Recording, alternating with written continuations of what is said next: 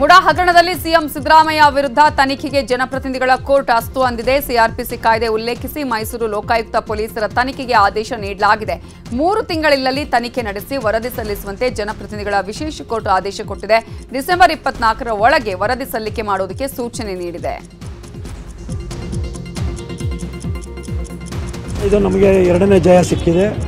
ನಿನ್ನೆ ಉಚ್ಚ ನ್ಯಾಯಾಲಯದಲ್ಲಿ ಮೊದಲನೇ ಜಯ ಸಿಕ್ಕಿತು, ಇವತ್ತು ಎರಡನೇ ಜಯ ಸಿಕ್ಕಿದೆ. ಪ್ರಕರಣವನ್ನು CBI ಕೊಡಿಸೋದಕ್ಕೆ ನಾವು ಮಾನ್ಯ ಉಚ್ಚ ನ್ಯಾಯಾಲಯದಲ್ಲಿ ಅದೊಂದು ರಿಟರ್ಜನ್ ಸಲ್ಲಿಸಿ ಮನವಿ ಮಾಡ್ಕೊಳ್ತೀವಿ. ಜನಪ್ರತಿನಿಧಿ ವಿಶೇಷ ನ್ಯಾಯಾಲಯಕ್ಕೆ CBIಗೆ ಕೊಡೋದಕ್ಕೆ ಆದೇಶ ಮಾಡೋದಕ್ಕೆ ಅವ್ರಿಗೆ ಅಧಿಕಾರ ಇಲ್ಲ. ಹಾಗಾಗಿ ಅವ್ರ ವ್ಯಾಪ್ತಿಯೊಳಗೆ ಕೊಟ್ಟಂತೆ ಲೋಕಾಯುಕ್ತಕ್ಕೆ ಆದೇಶ ಮಾಡಿದ್ದಾರೆ.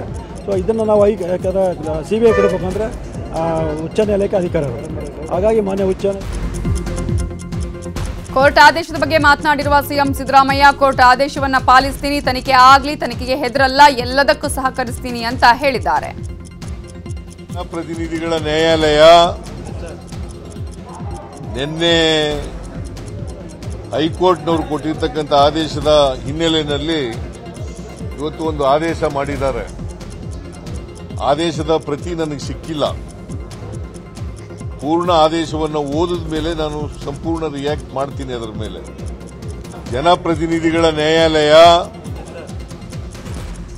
ಸಿದ್ದರಾಮಯ್ಯ ವಿರುದ್ಧ ತನಿಖೆಗೆ ಕೋರ್ಟ್ ಆದೇಶಿಸಿದ್ರು. ಕಾಂಗ್ರೆಸ್ ಹೈಕಮಾಂಡ್ ಸಿದ್ದರಾಮಯ್ಯ ಬೆನ್ನಿಗೆ ನಿಂತಿದೆ. ಸಿಎಂಗೆ ಕರೆ ಮಾಡಿ ಮಾತನಾಡಿರುವ ರಾಜ್ಯ ಕಾಂಗ್ರೆಸ್ ಉಸ್ತುವಾರಿ ಸುರ್ಜೇವಾಲಾ, ನಿಮ್ಮ ಜೊತೆ ನಾವಿದ್ದೇವೆ, ಮುಂದಿನ ಕಾನೂನು ಹೋರಾಟ ಮಾಡಿ ಅಂತ ಹೇಳಿದ್ದಾರೆ. ಇನ್ನು ಕೇರಳದಲ್ಲಿ ಕೆಸಿ ವೇಣುಗೋಪಾಲ್ರನ್ನ ಭೇಟಿಯಾದ ಸಿಎಂ ಮೂಡಾ ಪ್ರಕರಣದ ಬಗ್ಗೆ ವಿವರಣೆ ನೀಡಿದ್ದಾರೆ.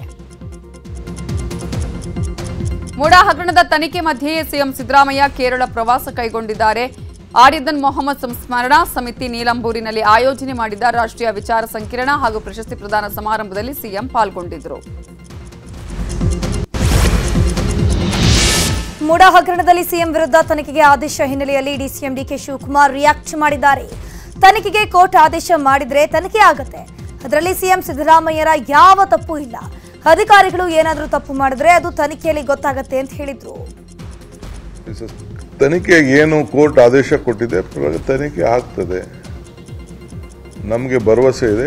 ಚೀಫ್ ಮಿನಿಸ್ಟರ್ದು ಯಾವ ಥರದ ಇನ್ವಾಲ್ವ್ಮೆಂಟು ಇಲ್ಲ. ಏನಾದ್ರು ಆಫೀಸರ್ಸ್ ತಪ್ಪು ಮಾಡಿದ್ರೆ ಆಫೀಸರ್ಸ್ ತಪ್ಪು ಮಾಡಿರ್ಬೋದಷ್ಟೇ, ನನಗೆ ಗೊತ್ತಿಲ್ಲ. ಬಟ್ ಮುಖ್ಯಮಂತ್ರಿಗಳದ್ದು ಯಾವ ಪಾತ್ರನೂ ಇಲ್ಲ. I am making very clear. He will come out very clean. CM Siddaramaiah ಕಾನೂನು ಸಂಕಷ್ಟದ ಬಗ್ಗೆ ಕಾಂಗ್ರೆಸ್ನ ನಾಯಕರುಗಳು ಮಾತನಾಡಿದ್ದು, ಸಿದ್ದರಾಮಯ್ಯ ಪರವಾಗಿ ಬ್ಯಾಟ್ ಬೀಸಿದ್ದಾರೆ. ರಾಜೀನಾಮೆ ಕೊಡುವ ಅಗತ್ಯವಿಲ್ಲ ಅಂತ ಸಿದ್ದರಾಮಯ್ಯ ಬೆನ್ನಿಗೆ ನಿಂತಿದ್ದಾರೆ.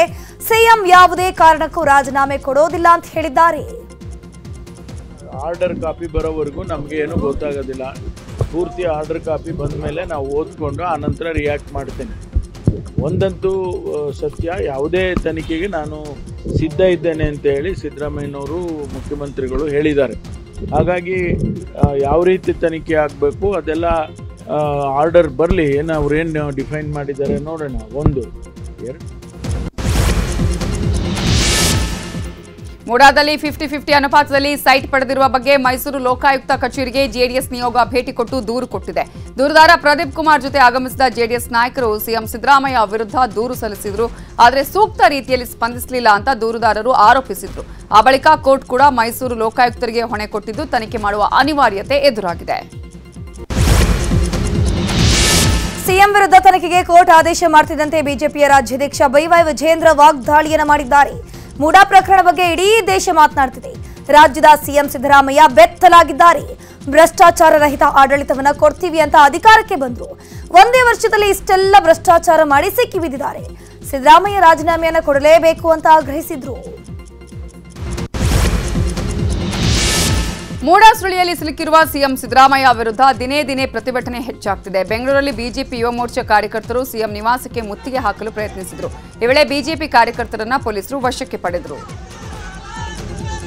ಇನ್ನು ಸಿಎಂ ಸಿದ್ದರಾಮಯ್ಯ ನಾಳೆ ರಾಜ್ಯ ಬಿಜೆಪಿ ನಾಯಕರು ಅವರ ವಿರುದ್ಧ ಪ್ರತಿಭಟನೆ ನಡೆಸಲಿದ್ದಾರೆ. ನಾಳೆ ಬಿಜೆಪಿ ಶಾಸಕರು, ಸಂಸದರು, ಪರಿಷತ್ ಸದಸ್ಯರು ವಿಧಾನಸೌಧದ ಗಾಂಧಿ ಪ್ರತಿಮೆ ಬಳಿ ಪ್ರತಿಭಟನೆ ಮಾಡಲಿದ್ದಾರೆ. ಈ ಮೂಲಕ ಸಿಎಂ ರಾಜೀನಾಮೆಗೆ ಬಿಜೆಪಿ ನಾಯಕರು ಪಟ್ಟು ಹಿಡಿದಿದ್ದಾರೆ. ಹಾಗೆಯೇ ಜೆಡಿಎಸ್ ಕಾರ್ಯಕರ್ತರು ಸಿಎಂ ನಿವಾಸಕ್ಕೆ ಮುತ್ತಿಗೆ ಹಾಕೋದಕ್ಕೆ ಪ್ರಯತ್ನ ಪಟ್ಟರು. ಈ ವೇಳೆ ಜೆಡಿಎಸ್ ಕಾರ್ಯಕರ್ತರನ್ನ ಪೊಲೀಸರು ವಶಕ್ಕೆ ಪಡೆದಿದ್ದಾರೆ. ಎಂಎಲ್ಸಿ ಸಿಎ ಶರವಣ, ತಿಪ್ಪೇಸ್ವಾಮಿ, ರಮೇಶ್ ಗೌಡ ಸೇರಿದಂತೆ ಹಲವರನ್ನ ಪೊಲೀಸರು ವಶಕ್ಕೆ ಪಡೆದಿದ್ದಾರೆ. ಇನ್ನು ಚಿಕ್ಕಮಗಳೂರು, ಯಾದಗಿರಿ ಹಾಗೂ ಗದಗ ಜಿಲ್ಲೆಯಲ್ಲೂ ಬಿಜೆಪಿ ಕಾರ್ಯಕರ್ತರು ಪ್ರತಿಭಟನೆ ಮಾಡಿದ್ರು. ಸಿಎಂ ರಾಜೀನಾಮೆಗೆ ಒತ್ತಾಯಿಸಿದರು.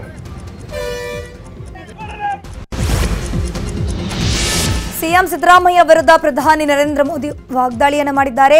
ಹರಿಯಾಣದ ಚುನಾವಣಾ ಪ್ರಚಾರದಲ್ಲಿ ಮಾತನಾಡಿರುವಂತಹ ಅವರು ಕರಪ್ಟ್ ಕಾಂಗ್ರೆಸ್ ಅಂತ ಹೇಳಿದ್ದಾರೆ. ಕರ್ನಾಟಕದಲ್ಲಿ ಭೂ ಹಗರಣದಲ್ಲಿ ಸ್ವತಃ ಸಿಎಂ ಸಿಲುಕಿದ್ದಾರೆ ಅಂತ ಕಾಂಗ್ರೆಸ್ ವಿರುದ್ಧ ಚಾಟಿ ಬೀಸಿದ್ರು.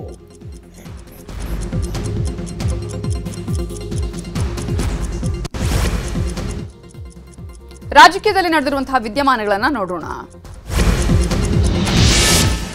ಪಂಚಮಸಾಲಿ ಮೀಸಲಾತಿ ವಿಚಾರವಾಗಿ ಸಚಿವೆ ಲಕ್ಷ್ಮೀ ಹೆಬ್ಬಾಳ್ಕರ್ಗೆ ಬೊಂಬಾಟ್ ಆಫರ್ ಕೊಟ್ಟಿದ್ದಾರೆ. ಪಂಚಮಸಾಲಿಗಳಿಗೆ ಮೀಸಲಾತಿ ಕೊಡಿಸ್ಲಿ, ಆಗ ನಾನು 1 ಕೆಜಿ ಬಂಗಾರ ಕೊಟ್ಟು ಲಕ್ಷ್ಮೀ ಹೆಬ್ಬಾಳ್ಕರ್ ಅವರನ್ನ ಸನ್ಮಾನಿಸ್ತೇನೆ ಅಂತ ಮಾಜಿ ಸಚಿವ ನಿರಾಣಿ ಹೇಳಿದ್ದಾರೆ. ನಮ್ಮ ಸರ್ಕಾರ ಇದ್ದಾಗ ಲಕ್ಷ್ಮೀ ಹೆಬ್ಬಾಳ್ಕರ್ 2A ಮೀಸಲಾತಿ ಮಾಡಿಕೊಟ್ರೆ 1 ಕೆಜಿ ಕುಂದ ತಂದು ಸನ್ಮಾನ ಮಾಡುವುದಾಗಿ ಹೇಳಿದ್ರು. ನಿಮ್ಮ ಕೈಯಲ್ಲಿ ಆಗದಿದ್ರೆ 3 ತಿಂಗಳ ನಂತರ ನಮ್ಮ ಸರ್ಕಾರ ಅಧಿಕಾರಕ್ಕೆ ಬರುತ್ತೆ, 2A ಮೀಸಲಾತಿ ಮಾಡಿಕೊಡ್ತೇವೆ ಅಂತ ಹೇಳಿದ್ರು. ಆದ್ರೆ ವರ್ಷವಾದ್ರೂ ಮೀಸಲಾತಿ ಸಿಕ್ಕಿಲ್ಲ ಅಂತ ವಾಗ್ದಾಳಿ ನಡೆಸಿದ್ರು. ಬಿಜೆಪಿಯ ಉಚ್ಚಾಟಿತ ನಾಯಕ ಈಶ್ವರಪ್ಪ ಮನೆಯಲ್ಲಿ ನಡೆದ ಬಿಜೆಪಿಯ ರೆಬೆಲ್ಸ್ ಸಭೆ ವಿಚಾರಕ್ಕೆ ಬಿಜೆಪಿಯ ರಾಜ್ಯಾಧ್ಯಕ್ಷ BY ವಿಜೇಂದ್ರ ಮಾತನಾಡಿದ್ರು.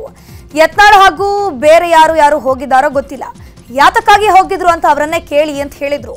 ಬಿಜೆಪಿಯ ಬಗ್ಗೆ ಈಶ್ವರಪ್ಪ ಮಾತನಾಡಿದ್ದಾರೆ. ವಿಜೇಂದ್ರ ನಾಯಕತ್ವ ಒಪ್ಪೋದಿಲ್ಲ ಅಂತ ಹೇಳಿದ್ದಾರೆ ಅಂತ ವಾಗ್ದಾಳಿ ಮಾಡಿದ್ರು. ಈಶ್ವರಪ್ಪ ಮನೆಯಲ್ಲಿ ನಡೆದ ಸಭೆ ಬಗ್ಗೆ ಮಾಜಿ ಶಾಸಕ ರಾಜುಗೌಡ ಮಾತನಾಡಿದ್ರು. ಈಶ್ವರಪ್ಪ ಮನೆಗೆ ಭೇಟಿ ನೀಡಿದ ಬಗ್ಗೆ ವಿಜೇಂದ್ರಗೆ ನಾನು ಸ್ಪಷ್ಟನೆಯನ್ನು ಕೊಟ್ಟಿದ್ದೇನೆ. ನಾವು ವಿಜೇಂದ್ರ ಅವರ ವಿರುದ್ಧ ಇಲ್ಲ, ಅವರ ವಿರುದ್ಧ ಯಾವುದೇ ಗುಂಪನ್ನ ಕಟ್ತಿಲ್ಲ. ವಿಜೇಂದ್ರ ನಮ್ಮ ರಾಜ್ಯಾಧ್ಯಕ್ಷರು, ಅವರು ಒಳ್ಳೆಯ ಕೆಲಸವನ್ನ ಮಾಡ್ತಿದ್ದಾರೆ ಅಂತ ಹೇಳಿದ್ರು. ಅತ್ಯಾಚಾರ ಆರೋಪದಲ್ಲಿ SIT ಕಸ್ಟಡಿಯಲ್ಲಿರುವ ಶಾಸಕ ಮುನಿರತ್ನಗೆ ಮತ್ತೊಂದು ಸಂಕಷ್ಟ ಎದುರಾಗಿದೆ. RR ನಗರ ವಿಧಾನಸಭಾ ಕ್ಷೇತ್ರದಲ್ಲಿ 2020ರಿಂದ 2022ರವರೆಗೆ ನಡೆದ ಕಾಮಗಾರಿಗಳ ಬಗ್ಗೆ ತನಿಖೆಗೆ ಪಾಲಿಕೆ ಆದೇಶ ಮಾಡಿದೆ. ಈ ಅವಧಿಯಲ್ಲಿ ಪಾಲಿಕೆ ವ್ಯಾಪ್ತಿಯಲ್ಲಿ 500 ಕೋಟಿಗೂ ಅಧಿಕ ಅವ್ಯವಹಾರ ನಡೆದಿರುವ ಶಂಕೆ ವ್ಯಕ್ತವಾಗಿದೆ. HD ಕುಮಾರಸ್ವಾಮಿ ವಿರುದ್ಧ ಮತ್ತೊಂದು ರಾಜಕೀಯ ದಾಳ ಉರುಳಿಸಿದ್ದಾರೆ DCM DK Shivakumar. Channapatna by election ಹೊತ್ತಲೇ DK ಶಿವಕುಮಾರ್ ಗೇಮ್ ಪ್ಲಾನ್ ಒಂದನ್ನ ಮಾಡಿದ್ದು ರಾಮನಗರ ಕನಕಪುರದಲ್ಲಿ ಮೆಡಿಕಲ್ ಕಾಲೇಜು ಸ್ಥಾಪನೆಗೆ ತಂತ್ರಗಾರಿಕೆ ಮಾಡಿದ್ದಾರೆ ಎನ್ನಲಾಗ್ತಿದೆ. ಮೆಡಿಕಲ್ ಕಾಲೇಜುಗಳ ಕಾರ್ಯಾರಂಭ ಸಂಬಂಧ DCM DK ಶಿವಕುಮಾರ್ ಇವತ್ತು ಸಭೆಯನ್ನು ನಡೆಸಿದ್ದಾರೆ.